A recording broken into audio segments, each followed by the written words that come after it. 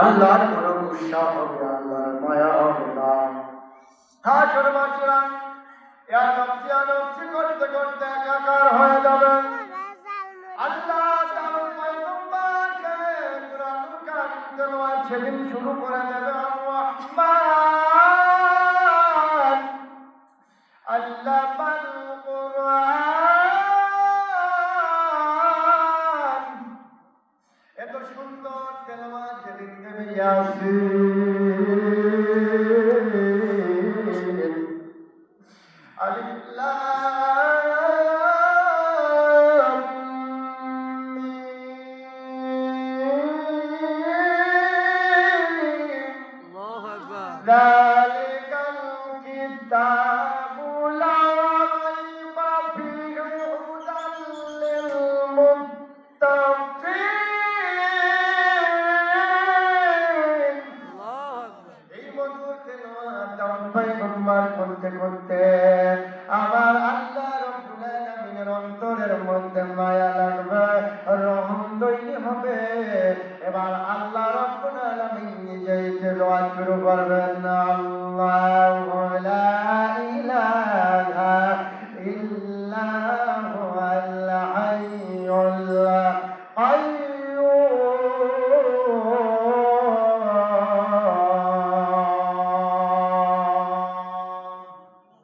আল্লাহ রাব্বুল আলামিন এমন তেলাওয়াত আল্লাহ শব্দ দিয়ে শুরু করে দেবেন। তেলাওয়াত শুনতে শুনতে হাসরবাসীরা পাগল পাড়া হয়ে যাবে। হাসরের বাসীরা বেহুশ হয়ে যাবেন। স্ত্রী তার স্বামীকে ভুলে যাবেন। জান্নাতীরা জান্নাত ছেড়ে দিয়ে বলবে, কই কই আমাদের জান্নাত লাগবে না, আমরা রবের দেখতে চাই, আমার আল্লাহকে দেখতে চাই, আমার আল্লাহকে দেখতে চাই। জোরে বলেন মারহাবা। হাসরের মানুষগুলো পাগল পাগলের মতো হয়ে যাবে। তারা সেদিন আল্লাহর প্রেমে পাগল হয়ে যাবে। আমার আল্লাহর দরবারে সেদিন চিরকুট লেখা হবে, আল্লাহ আপনি যদি তেলাওয়াত না শোনান, এই হাসরের ময়দানে মানুষগুলো পাগল হয়ে যাবে, বেহুশ হয়ে যাবে, আল্লাহ অজ্ঞান হয়ে যাচ্ছে। আমার আল্লাহ তখন তেলাওয়াত বন্ধ করবে। জোরে বলেন মারহাবা। বলবে, কইরে আমার নবী, কই আমার বন্ধু, কই আজকে হাসরের ময়দানে আমার বন্ধুর কথা ছাড়া আমি কারোর কথা শুনব না। কই আমার বন্ধু উহুদের ময়দানে রক্ত দিয়েছে, দণ্ড বারক শহীদ হয়ে। আমার বন্ধু উহুদের ময়দানে রক্ত দিয়েছে। কই কই আমার বন্ধু তোমাকে আজকে হাবিব বলে আমি ডাক দিয়েছি, কোন নবীকে আমি হাবিব বলে নাই। আজকে আসেন আপনার কথাগুলো শুনবো। এবার আল্লাহ আমার আপনার নবীকে পারমিশন দেবেন যে তুমি সাফায়াত শুরু করো। আল্লাহর আদেশে নবী আমার সাফায়াত শুরু করবেন। অনেক হুজুররা ওয়াজ করে, নবী তো নিজেই ইয়া নফসি করবেন। কার জন্য আপনারা আছেন না নারে গাদার দল, ওই আলেমগুলো কোরআনের ব্যাখ্যাগুলো ভালো করতে পড়তে হবে। আল্লাহ রাব্বুল আলামিন নিজেই বলেছেন, ওয়ান্নাবিয়্যিনা ওয়াস-সিদ্দিকিনা ওয়াশ-শুহাদা।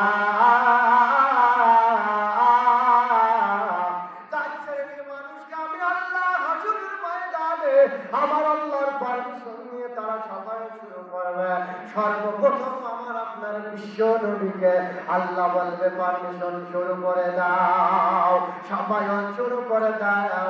দলে দলে সাফায়াত শুরু হয়ে যাবে।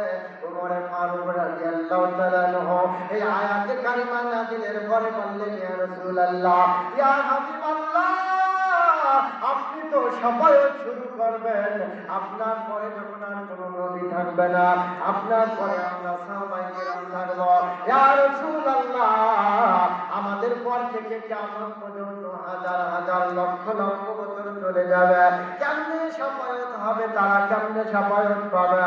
আমার আল্লাহর হাবিব সেদিন ডাক দিয়ে বলে, সাহাবীরা শোনো, আমি রাসূলুল্লাহর তরিকায় যারা দাখিল থাকবে, আমি রাসূলুল্লাহর তরিকার মালা তারা গলায় পড়বে,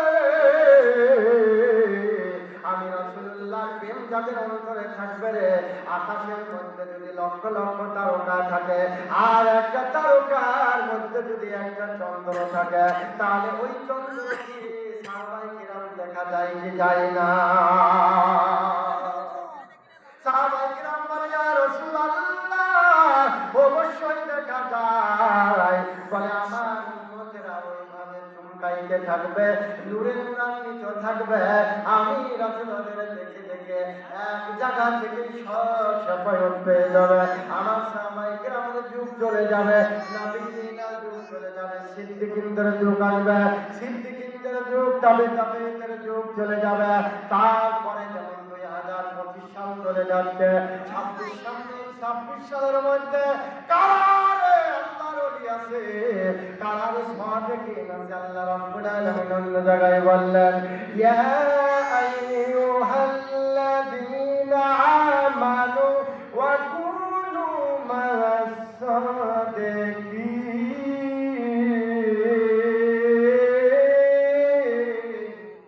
সাদিকিনদের সাথে তোমরা থাকো। লাভটা হবে কি? দেখেন সাদিকিনেরা যখন শাফায়াতের পারমিশন পাবে, আমার আল্লাহ রাব্বুল আলামিন বলবে, আমার বন্ধুরা কই কই কই কই তোমরা আজকে শাফায়াত শুরু করো, কারা তোমাদের সাথে চিরতন মুক্ত।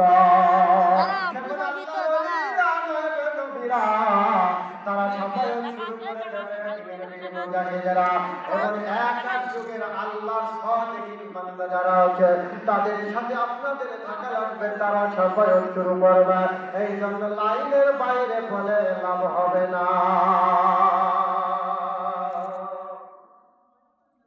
যদি জাহিলাতের মধ্যে পড়ে, গুমরাহির মধ্যে পড়ে, হেদায়েত যদি কপালে না নেন, আল্লাহ ওয়ালাদের সান্নিধ্য লাভ না করে, তাহলে আপনার কোনো ওলি বা মুর্শিদ থাকবে না, কোনো সাদিকিন আপনি পাবেন না।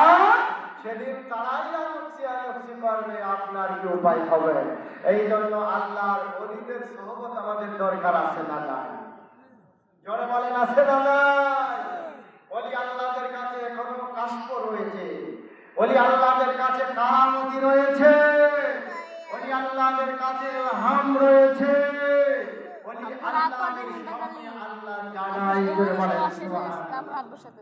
এমন একটা যুগ আসবে, সেই যুগে মানুষ এত পথভ্রষ্ট হবে, তখন সব আলেম হুজুরদের জেলের মধ্যে ভরবে, যেমন ফিরাউন করেছিল, যে কিভাবে ধ্বংস করা যায় এই দেশকে।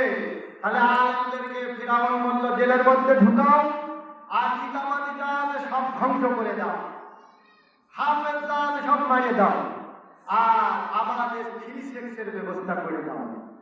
যারা সন্তান জন্ম নেবে ওদের কাছে যদি বলা হয় আল্লাহর কথা, ওরা বলবে না আমাদের খোদা ফিরাউন। এক্তিয়ার করে তিনি কিন্তু খোদা বলে দাবি করেছিলেন। আল্লাহ রাব্বুল আলামিন বললেন, মাকারু ওয়া মাকারাল্লাহু ওয়াল্লাহু খায়রুল মাকিরিন।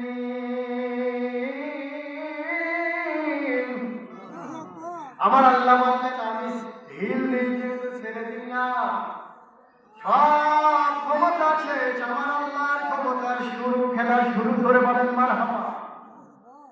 কিছুদিন আগে মানুষ মনে মনে করতে ইসলাম কেন, সব বড় বড় হুজুররা জেলে, আর এদেশে ইসলামের কথা বলার মতো কেউ থাকবে না। দেখেন আল্লাহ ইসলামের দিনের কি পরিবেশ করে দিয়েছে, বলেন সুবহানাল্লাহ।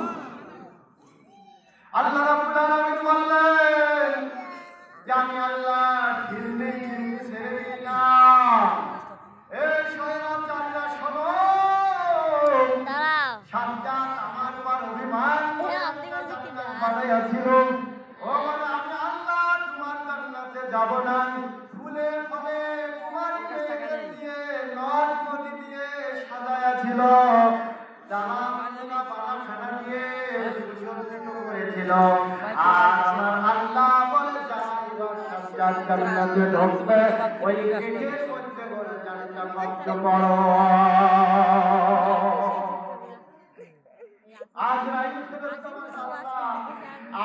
যাবো আমি জোয়ান হয়ে গেলে কেমন আমাকে বৃদ্ধ বানায় আল্লাহ বলে বুড়া বানায় তারা কাছে ক বুড়া